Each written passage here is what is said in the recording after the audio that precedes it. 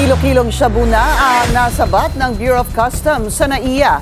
Ang halaga ng illegal na droga umaabot daw sa 249 million pesos. Narito ang agenda report ni Andrea Salve. Normal na ilaw kung titingnan, pero nang buksan ng examiners ng Bureau of Customs, shabu pala ang laman.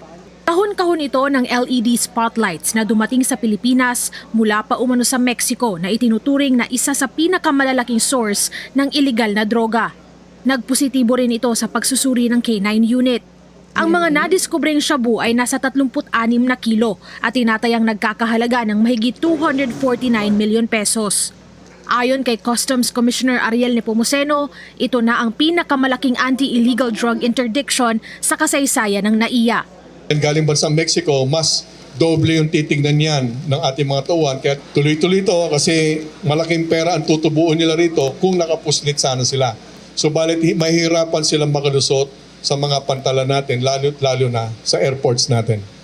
Patuloy naman ang isasagawang investigasyon ng BOC, katuwang ang Philippine Drug Enforcement Agency para matukoy ang mga personalidad na sangkot sa tangkang pagpuslit ng mga kargamento.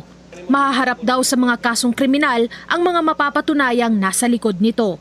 Tsatsagain po natin ito. There are several possibilities. Most likely direct filing na po ang magiging course or recourse natin to under the... Ipapasa sa kustodiya ng PIDEA ang nakumpiskang illegal na droga habang gumugulong ang investigasyon. Para sa agenda, Andrea Salve, Billionaire News Channel. Mag-follow sa aming mga social media accounts at mag-subscribe sa aming YouTube channel para sa pinakahuli at eksklusibong mga balita.